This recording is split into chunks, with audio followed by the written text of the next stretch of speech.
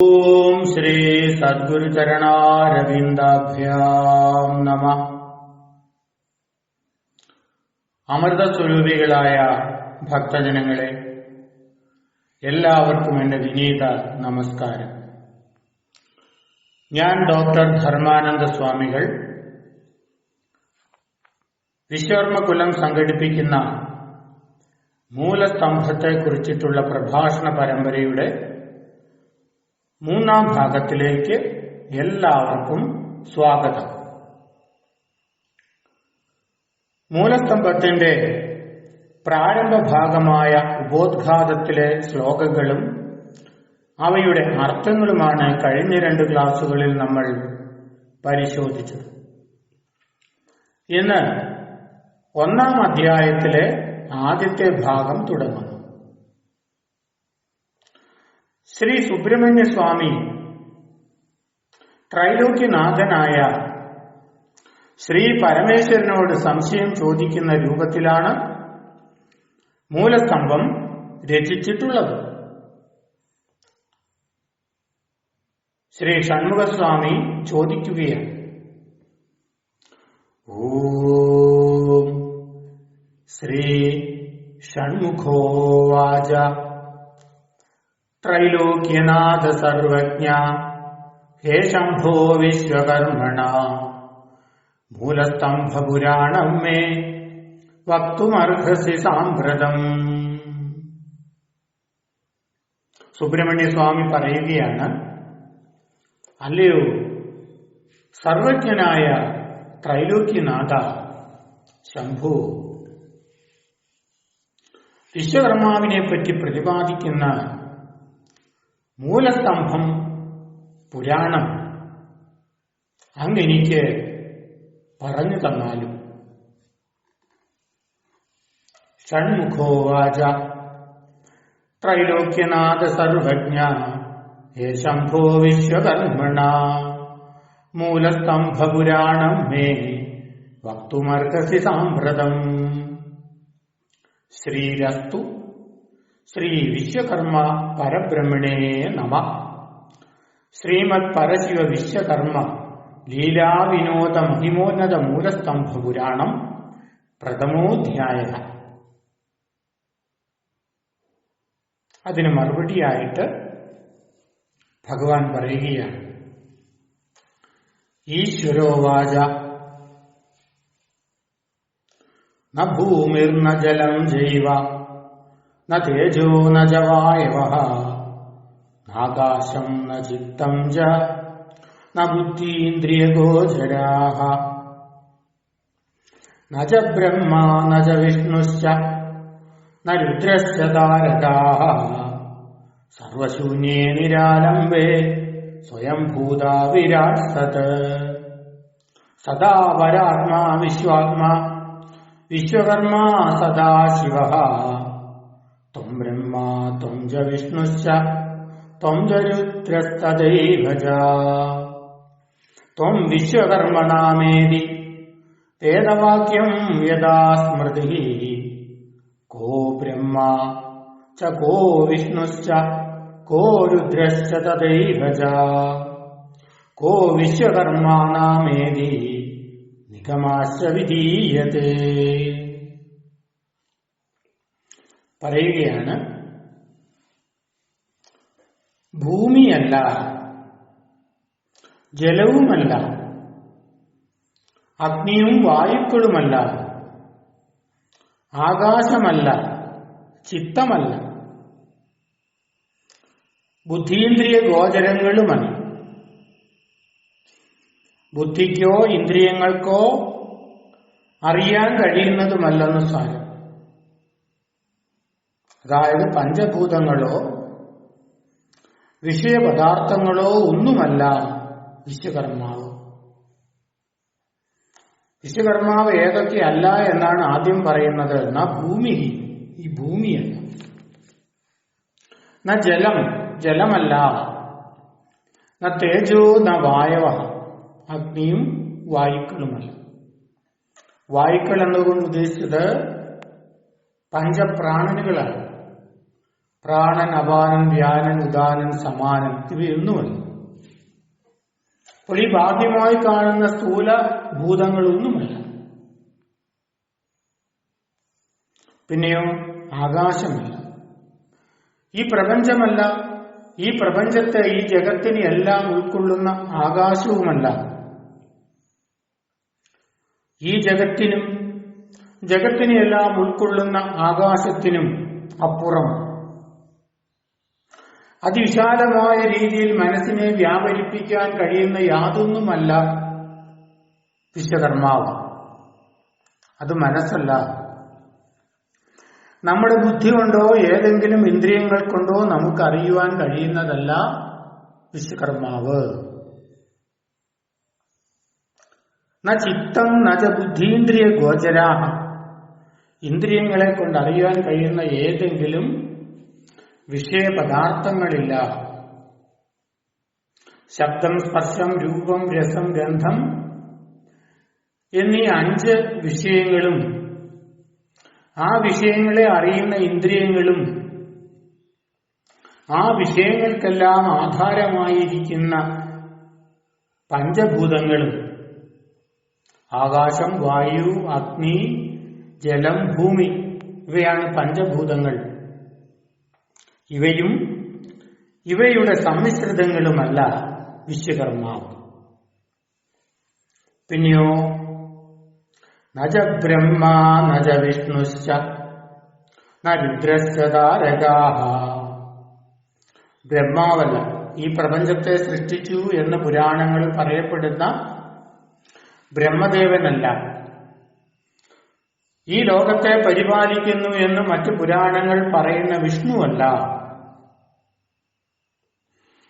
ഈ പ്രപഞ്ചത്തെ തന്നിൽ തന്നെ ലീനമാക്കുന്നു എന്ന് പുരാണങ്ങൾ പറയുന്ന രുദ്രനുമല്ല. പിന്നെയോ സർവശൂന്യേ നിരാലംബേ സ്വയംഭൂതാ വിരാട് സത് സദാ പരാത്മാ വിശ്വാത്മാ വിശ്വകർമാ സദാശിവഃ. ബ്രഹ്മാവല്ല, വിഷ്ണുവല്ല, രുദ്രനല്ല, ന താരകാഃ നക്ഷത്രങ്ങളുമല്ല. സർവശൂന്യമായ നിരാലംബാവസ്ഥയിൽ വളരെ പ്രസിദ്ധമായിട്ട് എല്ലാ വിശ്വകർമാക്കളും എല്ലായിടത്തും പറയുന്നതായ ഒരു വാക്കാണ് സർവശൂന്യേ നിരാലംബേ സ്വയംഭൂതാ വിരാട്. സർവശൂന്യമായ നിരാലംബാവസ്ഥയിൽ എന്താണ് അതിന്റെ അർത്ഥം? മറ്റൊന്നും ആശ്രയിക്കാനില്ലാതിരുന്ന അവസ്ഥയിൽ എന്ന് പറഞ്ഞാൽ ആദിയിൽ എന്നാണ് അർത്ഥം.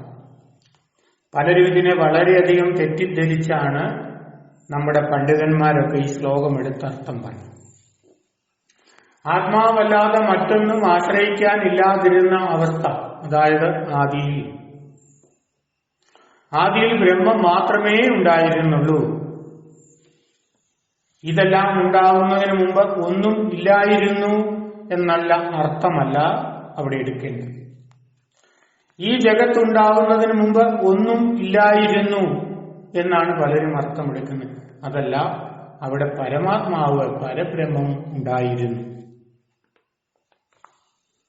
അങ്ങനെ ഈ ജഗത്തുണ്ടാകുന്നതിന് മുമ്പുള്ള ആദ്യ അവസ്ഥയിൽ സദാ പരാത്മാവും വിശ്വാത്മാവും സദാശിവനും വിരാട് സത്സ്വരൂപനുമായ വിശ്വകർമാവ് സ്വയംഭൂവായി എന്നാണ് പറയുന്നത്. പലരും ഈ ശ്ലോകങ്ങൾ കോട്ട് ചെയ്തിട്ട് വിരാട് അസത്തായിരുന്നു എന്ന് വ്യാഖ്യാനിക്കാറുണ്ട്. അതല്ല, വിരാട് സത്സ്വരൂപൻ എന്നാണ് അവിടെ വ്യാഖ്യാനിക്കുന്നത്. സത്തായിരുന്നു, സത്ത് മാത്രമേ ഉണ്ടായിരുന്നുള്ളൂ. ആദിയിൽ സത്ത് മാത്രമേ ഉണ്ടായിരുന്നുള്ളൂ. പരമമായ ചൈതന്യം മാത്രമേ ഉണ്ടായിരുന്നുള്ളൂ.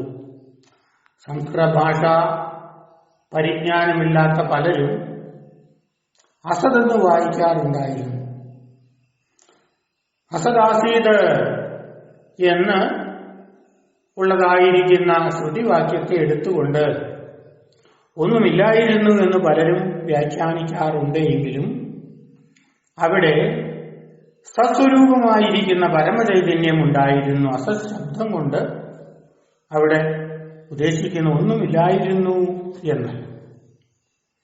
മറ്റൊന്നും ആശ്രയിക്കാതെ ഇരുന്ന അവസ്ഥയിൽ വിരാട് സ്വരൂപമായ വിശ്വകർമാവ് ഉണ്ടായിരുന്നു എന്ന് കരുതുന്നു. അതെങ്ങനെയുള്ളതായിരുന്നു? സദാ മംഗളസ്വരൂപമായിരുന്നു. ശിവൻ എന്ന വാക്കിന്റെ അർത്ഥം മംഗളമെന്നാണ്. മംഗളസ്വരൂപനായിരുന്ന, യാതൊരു വ്യാകുലതകളും ഇല്ലാതിരിക്കുന്ന, സുഖസ്വരൂപനായിരിക്കുന്ന, ആനന്ദ സ്വരൂപനായിരിക്കുന്ന പരമാത്മാവ് വിശ്വകർമാവായിട്ട് ഉണ്ടായിരുന്നു എന്നാണ് പറയുന്നത്. അങ്ങനെയുള്ളതായിരിക്കുന്ന ആ വിശ്വകർമാവ്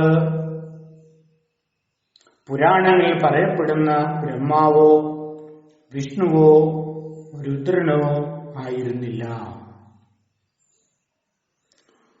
ത്വം ബ്രഹ്മാ ത്വം ച വിഷ്ണുശ്ച. പിന്നെ അങ്ങനെയുള്ളതായിരിക്കുന്ന ആ വിശ്വകർമാവിനെ സ്തുതിക്കുകയാണ്. ആ വിശ്വകർമാവ് തന്നെയാണ് ബ്രഹ്മാവായിട്ടും വിഷ്ണുവായിട്ടും രുദ്രനായിട്ടും എല്ലാം വന്നത് എന്ന് ശ്രുതികളിലും സ്മൃതികളിലും പറയുന്നുണ്ട്. ത്വം ബ്രഹ്മാ ത്വം ച വിഷ്ണുശ്ച ത്വം ച രുദ്രസ്തദൈവ ച ത്വം വിശ്വകർമ്മനാമേതി വേദവാക്യം യഥാ സ്മൃതി. നീ തന്നെയാണ് ബ്രഹ്മാവ്, വിഷ്ണുവും നീ തന്നെയാണ്, അപ്രകാരം രുദ്രനും നീ തന്നെയാണ്. നീ വിശ്വകർമ്മ എന്ന നാമത്താൽ വേദവാക്യത്താലും അതുപോലെ സ്മൃതിയാലും അറിയപ്പെടുന്നു. ത്വം വിശ്വകർമ്മ നാമേതി വേദവാക്യം യഥാ സ്മൃതി. സ്മൃതിയിലും നിന്നെയാണ് വിശ്വകർമാവെന്ന് അറിയപ്പെടുന്നത്. കോ ബ്രഹ്മാ ച കോ വിഷ്ണുശ്ച കോ രുദ്രശ്ച തദൈവ ച കോ വിശ്വകർമ്മ നാമേതി നിഗമാശ്ച വിധീയതേ. ആരാണ് ബ്രഹ്മാവ്? ആരാണ് വിഷ്ണു? ആരാണ് രുദ്രൻ? ആരാണ് വിശ്വകർമാവ് എന്നിങ്ങനെയുള്ളതായിരിക്കുന്ന സംശയങ്ങൾക്ക് വേദങ്ങളും സ്മൃതികളുമാണ് ഉത്തരം പറയുന്നത്, മറ്റൊന്നുമല്ല. ഈ വിധമായിരിക്കുന്ന സംശയങ്ങളൊക്കെ മാറണമെങ്കിൽ വേദങ്ങളും വേദത്തിന്റെ താല്പര്യത്തെ നിർണയിച്ചിട്ടുള്ളതായ സ്മൃതികളും നാം പരിശോധിക്കണം. കോ ബ്രഹ്മാ ച കോ വിഷ്ണുശ്ച കോ രുദ്രശ്ച തദൈവ ച കോ വിശ്വകർമ്മ നാമേതി നിഗമാശ്ച വിധീയതേ. ഹേ ബ്രഹ്മന്നിധി ഹേ വിഷ്ണു ഹേ രുദ്രശ്ച തദൈവ ച ഹേ വിശ്വകർമ്മ നാമേതി വേദവാക്യം നിഗദ്യതേ. പുരാണങ്ങളിലും വേദങ്ങളിലും സ്മൃതികളിലുമൊക്കെ സംബോധന ചെയ്യുമ്പോൾ പരസ്പരം വിശ്വകർമാവിനെ ഹേ ബ്രഹ്മൻ, ഹേ വിഷ്ണു, ഹേ രുദ്ര എന്നൊക്കെ അനുസംബോധന ചെയ്യുന്നുണ്ട്. അപ്പൊ വിശ്വകർമാവിനെ തന്നെ പല പല ഇടങ്ങളില് അല്ലയോ ബ്രഹ്മാവേ, അല്ലയോ വിഷ്ണു, അല്ലയോ രുദ്ര എന്നൊക്കെ സംബോധന ചെയ്യുന്നതിൽ നിന്ന് നാം മനസ്സിലാക്കേണ്ടത് ഈ ബ്രഹ്മാവും വിഷ്ണുവും രുദ്രനും വിശ്വകർമാവും എല്ലാം ഒരേ ബ്രഹ്മത്തെ തന്നെ പല നാമങ്ങളായിട്ട് ഈ ഗ്രന്ഥങ്ങളിലെല്ലാം പറയപ്പെടുന്നു എന്നാണ് നാം മനസ്സിലാക്കേണ്ടത് എന്നാണ്. ഏതദ്വേദാർത്ഥശാസ്ത്രാർത്ഥ ഭേദാഭേദശ്ച കഥ്യതേ. ഈശ്വരോ വാച ലിഖിതം ബ്രഹ്മണശ്ച പുരാതനം. കൈലാസം വിശ്വമധ്യസ്ഥം വിശ്വേശംഭു പ്രതിഷ്ഠിതം. വിശ്വസ്യാധാരഭൂതം സ്യാത് വിശ്വവജ്രസ്യ ദണ്ഡവത്. ബ്രഹ്മാവും വിഷ്ണുവും രുദ്രനും വിശ്വകർമാവും ഒക്കെയായി ആരാണോ അറിയപ്പെടുന്നത്, യാതൊരുവനെയാണോ വേദാർത്ഥങ്ങളിലും വിവിധ ശാസ്ത്രങ്ങളിലും അഭിപ്രായ ഭേദങ്ങളോടുകൂടി പറയുന്നത്, അതെല്ലാം ഒന്നാണ്. ഏതത് വേദാർത്ഥ ശാസ്ത്രാർത്ഥ ഭേദാഭേദശ്ച കഥ്യതേ. ഇതിനെക്കുറിച്ച് പലതരത്തിലുള്ള ഭേദാഭേദങ്ങളില് ആരാണ് ബ്രഹ്മാവും വിഷ്ണുവും രുദ്രനും വിശ്വകർമാവും ഒക്കെയായി അറിയപ്പെടുന്നത്, അതാരാണ് എന്നതിനെ പറ്റിയിട്ട് ശാസ്ത്രങ്ങളിലും വേദാർത്ഥങ്ങളിലും ഒക്കെ വിവിധ അഭിപ്രായ ഭേദങ്ങളുണ്ട്. ഇതെല്ലാം വളരെ പുരാതനമായ കാര്യങ്ങളാണ്. ഈ പുരാതനമായ ഇത്തരം കാര്യങ്ങളെ വിവിധങ്ങളായ ഗ്രന്ഥങ്ങളിൽ വിവിധങ്ങളായ രൂപത്തിൽ പരാമർശിക്കപ്പെട്ടിരിക്കുന്ന, പറയപ്പെട്ടിരിക്കുന്ന ഈ വിധമായ കാര്യങ്ങളെപ്പറ്റി ഇപ്പോൾ ഇരുന്നു കൊണ്ട് നമ്മൾ വെറുതെ തർക്കിച്ചിട്ട് സമയം കളഞ്ഞിട്ട് കാര്യമില്ല. പുരാതനമായ ഇവയൊക്കെ ലിഖിതങ്ങളായത് ബ്രഹ്മാവിനാലാണോ മഹേശ്വരനാലാണോ എന്നുകൂടി ഭേദാഭേദങ്ങളുണ്ട്. ഇവയെല്ലാം രചിച്ചത് ഒരു വിശ്വകർമാവാണോ, ഒരു ബ്രഹ്മാവാണോ, ഒരു വിഷ്ണുവാണോ, ഒരു രുദ്രനാണോ, ഒരു മഹർഷിയാണോ, അനേകം മഹർഷിമാരാണോ എന്ന് പോലും നമുക്ക് ഇന്നും കൃത്യമായിട്ട് പറയുവാൻ സാധിക്കുകയില്ല. ഇവയിലെല്ലാം ധാരാളം ഭേദാഭേദങ്ങളുണ്ട്. കാരണം ഇവയെല്ലാം പുരാതന ലിഖിതമായിരിക്കുന്ന സംഗതികളാണ്. ഈശ്വരോ വാച ലിഖിതം ബ്രഹ്മണശ്ച പുരാതനം. ഈശ്വരോ വാ, ഈശ്വരനാണോ എഴുതിയത് എന്ന് പോലും നമുക്ക് വ്യത്യസ്തം. ഇത്രയും പറഞ്ഞിട്ട് പിന്നെ പറയുകയാണ്, വിശ്വമധ്യസ്ഥമായ കൈലാസം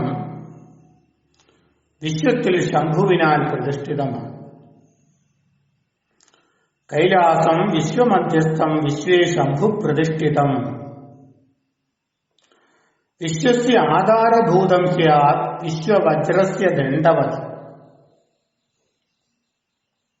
ആ കൈലാസം അത് വിശ്വത്തിന് വിശ്വവജ്ര ദണ്ഡവത് ആധാരഭൂതമാണ് എന്ന് പറയുക. വിശ്വാധാര ഗുണങ്ങളാൽ യുക്തമായ വിശ്വജ്യോതിസ് ആണ് ആദ്യമായിട്ട് ഉണ്ടായത് എന്ന് പറയുകയാണ്. എന്നിട്ടോ അതിൽ നിന്ന് വിശ്വജ്ഞാന കാരണമായ വിശ്വകൃത്പത്മമുണ്ടായി. വിശ്വജ്ഞാനമാകുന്ന ആ ലതയുടെ മൂലം വിശ്വജ്യോതിസിലാണ് വർത്തിക്കുന്നത്. വിശ്വജ്യോതി സ്വരൂപമായ ഈ വിശ്വജ്യോതി ചക്രം മാനസമാണ്. വിശ്വജ്യോതിയെ ധരിച്ചിരിക്കുന്ന സ്തംഭം വിശ്വനാഭിയായ കുണ്ടലിനിയാണ്. വിശ്വഷഡ് വക്ര നാഡികളിൽ, അതായത് 6 വക്രനാഡികളിൽ വിശ്വത്തിന്റെ മൂലാധാരം പ്രതിഷ്ഠിതവുമാണ്. അപ്പോൾ മൂലസ്തംഭം എന്നതുകൊണ്ട് ഇവിടെ ഉദ്ദേശിച്ചത് ഈ പ്രപഞ്ചത്തിന്റെ മൂലകാരണമായിരിക്കുന്ന, അതിനെ താങ്ങി നിർത്തുന്നതായിരിക്കുന്ന സ്തംഭം, അത് വിശ്വനാഭിയായ കുണ്ടലിനി ശക്തിയാണ്. മൂലസ്തംഭം എന്ന പുസ്തകത്തിന്റെ പേര് കേട്ടപ്പോൾ എന്താണ് ഇങ്ങനെയൊരു പേര്, എന്താണ് മൂലം, എന്താണ് സ്തംഭം? പലരും മൂലം എന്നുള്ളതിന് കാരണമെന്നും അർത്ഥമെടുക്കാറുണ്ട്. ഈ പ്രപഞ്ചത്തിന്റെ സൃഷ്ടിസ്ഥിതി ലയങ്ങൾക്ക് കാരണമായിരിക്കുന്നത് എന്താണോ അതാണ് മൂലം. ആ കാരണം പരമാത്മാവാണ്, പരബ്രഹ്മമാണ്. യാതൊന്നിൽ നിന്നാണോ ഈ ലോകങ്ങളും ഇതിലെ സമസ്ത ചരാചരങ്ങളും ഉണ്ടായത്, യാതൊന്നിലാണോ ഇത് നിലനിൽക്കുന്നത്, ഒടുവിൽ യാതൊന്നിലാണോ ലീനമാകുന്നത്, അതാണ് പരമാത്മാവ്, പരബ്രഹ്മം. അതാണ് എല്ലാത്തിന്റെയും മൂലമായിരിക്കുന്നത്. യതോ വായുമാനി ഭൂതാനി ജായന്തേ യേന ജാതാനി ജീവന്തി യത് പ്രേതവിസംവിശന്തി. അതിനെ അറിയുക, അത് തദ്ബ്രഹ്മേതി, അത് ബ്രഹ്മമാണ്. അപ്പോൾ മൂലമെന്ന് പറയുന്നത് പരമമായിരിക്കുന്ന വിശ്വജ്യോതി സ്വരൂപമായിരിക്കുന്ന പരബ്രഹ്മമായിരിക്കുന്നു. അതിന്റെ സ്തംഭമെന്നത് ജീവ ചൈതന്യത്തിൽ കുണ്ടലിനി ശക്തിയായിട്ട് വിശ്വനാഭിയായ കുണ്ടലിനിയായിട്ടാണ്. വിശ്വഷഡ്വക്രനാഡികളിൽ വിശ്വത്തിന്റെ മൂലാധാരം, വിശ്വസ്തംഭം, മൂലസ്തംഭം പ്രതിഷ്ഠിച്ചിരിക്കുന്നു. എന്താണ് ആ വിശ്വജ്യോതി സ്വരൂപമെന്ന് സംശയമുണ്ടായി. ചോദിക്കുകയാണ്, ഭഗവാനെ, എന്താണ് ആ വിശ്വജ്യോതി സ്വരൂപം? അതിൽ നിന്നാണല്ലോ എല്ലാം ഉണ്ടായിരിക്കുന്നത്, നിലനിൽക്കുന്നത്, ലയിക്കുന്നത്. അപ്പോൾ ആ വിശ്വജ്യോതി സ്വരൂപത്തെ ഒന്ന് പറയാമോ എന്ന് ചോദിച്ചപ്പോൾ പറയുകയാണ്. കൈലാസോ രജിതാഭശ്ച മേരുശ്ച സ്വർണവർണ്ണകഃ മംഗലോ പത്മരാഗാഭ ത്രയാണാം വർണ്ണനിർണയഃ ചന്ദ്രാർക്കൗ വിശ്വനയനൗ അഗ്നിജ്ഞാനം ച ഗർഭഗാ ശേഷശ്ചരണരൂപേണ ബാഹോഷ്ടൗ ദിശ സ്മൃതാഃ വിദിതശ്ച ഭുജായസ്യ ഉഭയേ ഷോഡശൈർയുതാഃ ഭുവനേശ്വരീ മഹാദേവി ശിരസി മേരുമന്ദരേ. പറയുകയാണ്, വിശ്വപ്രസിദ്ധങ്ങളായ 3 പർവ്വതങ്ങളാണ് കൈലാസവും മേരുവും മന്ദരവും. കൈലാസം വെള്ളി പോലെ ശോഭിക്കുന്നതാണ്. സ്വർണവർണ്ണമാണ് മേരു പർവ്വതം. പത്മരാഗപ്രഭയാർന്നതാണ് മന്ദരപർവ്വതം. പ്രപഞ്ചമുഖത്തിലെ കണ്ണുകളാണ് സൂര്യചന്ദ്രന്മാർ. അവയ്ക്ക് വെളുപ്പും ചുവപ്പുമാണ് നിറങ്ങൾ. അറിവാണ് അഗ്നി. അത് ചുവന്ന രൂപത്തിൽ 8 ദിക്കുകളിലേക്കും ഷോഡശഭുജങ്ങളാൽ വ്യാപ്തമാണ്. ഭുവനേശ്വരി മേരുവിലും മഹാദേവി മന്ദരത്തിലുമാണ് കുടികൊള്ളുന്നത്. ആ മേരു ശിഖരത്തിൽ എല്ലാത്തരം ദിവ്യശിലകളും രത്നങ്ങളുമുണ്ട്.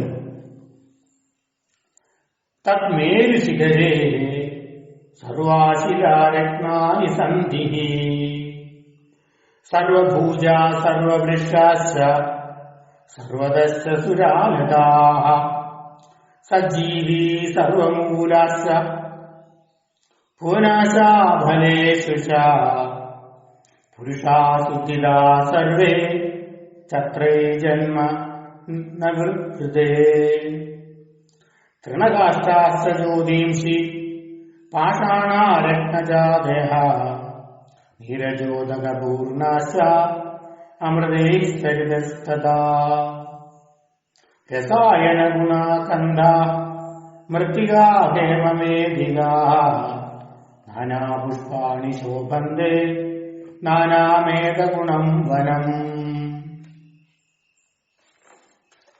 പറയുകയാണ്, ആ മേരു ശിഖരത്തില് എല്ലാത്തരം ദിവ്യശിലകളും രത്നങ്ങളും എല്ലാത്തരം വൃക്ഷങ്ങളും സർവസുരാലതകളും ജീവജാലങ്ങളും കായ്കനികളും കിഴങ്ങുവർഗ്ഗങ്ങളും പൂക്കളും വള്ളിച്ചെടികളും എല്ലാമുണ്ട്.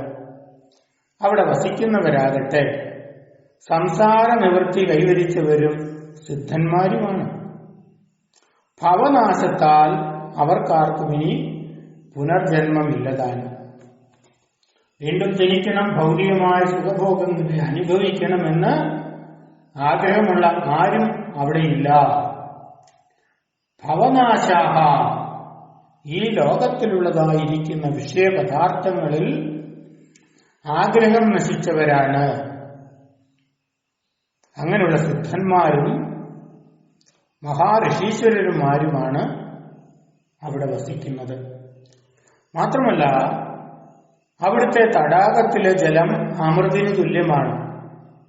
പുൽച്ചെടികളും മരക്കഷ്ണങ്ങളും ഉരുളൻ കല്ലുകളും ഒക്കെ ഉണ്ടല്ലോ, അവയൊക്കെ നല്ല മിന്നുന്ന കാന്തിയുള്ളവയാണ്.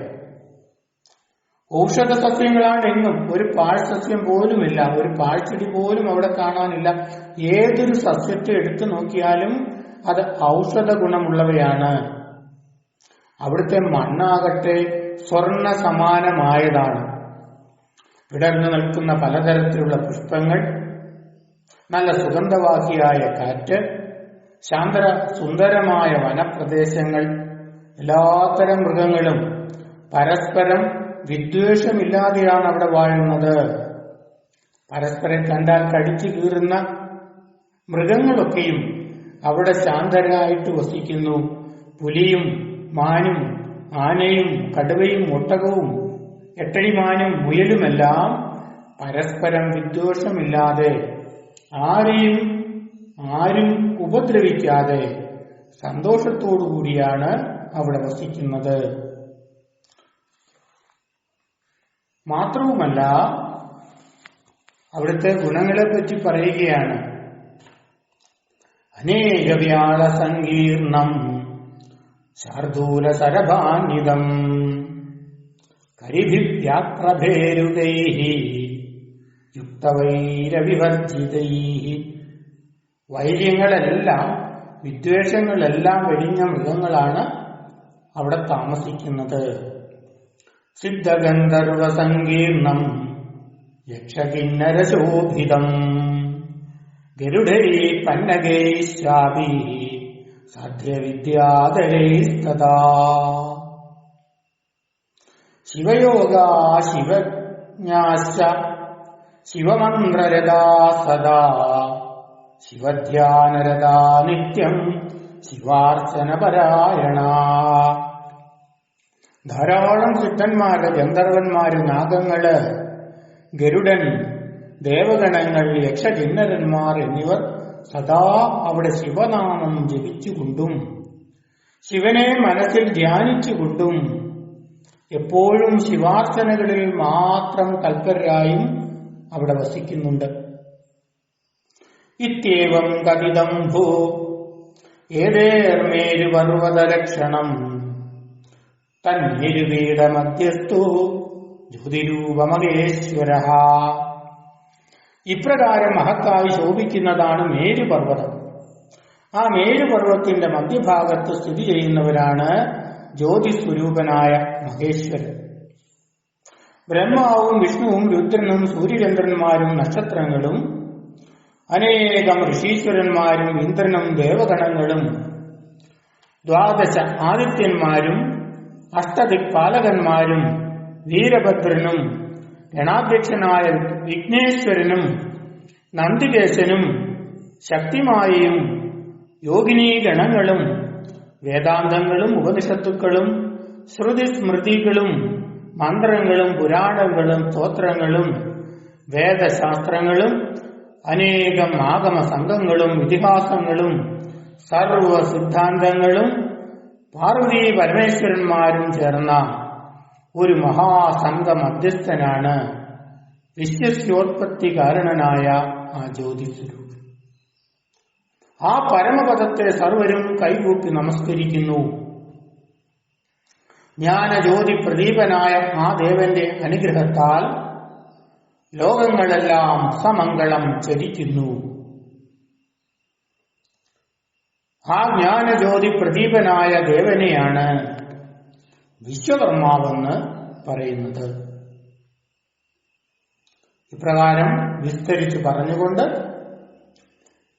മൂലസ്തംഭത്തിലെ ഹരകുമാര സംവാദമെന്ന 1-ാമത്തെ അധ്യായം സമാപിക്കുന്നു. എല്ലാ ഭക്തജനങ്ങൾക്കും എന്റെ വിനീതമായ നമസ്കാരം. ഇന്നു മുതൽ എല്ലാ ദിവസവും വിശ്വകർമ്മ കുലത്തിലെ അംഗങ്ങളുടെ അഭിപ്രായ പ്രകാരം വൈകുന്നേരം 6 മണിക്കാണ് പ്രഭാഷണം പോസ്റ്റ് ചെയ്യുന്നത് എന്നറിയിക്കുന്നു. നിങ്ങൾക്ക് വിശ്വകർമ്മ കുലത്തിന്റെ 5 ഗ്രൂപ്പുകളിലായിട്ട് 5 വാട്സപ്പ് ഗ്രൂപ്പുകളിലായിട്ട് പ്രഭാഷണത്തിന്റെ ലിങ്ക് ഇടുന്നതാണ്. എല്ലാവരും ആ ലിങ്കിൽ നിന്ന് പ്രഭാഷണം കേൾക്കുക. വിശ്വകർമ്മ ഭഗവാൻ എല്ലാവരെയും അനുഗ്രഹിക്കട്ടെ. ഹരി ഓം ഹരി ഓം വിശ്വകർമ്മണേ നമഃ. ബാക്കി ഭാഗം നാളെ വൈകുന്നേരം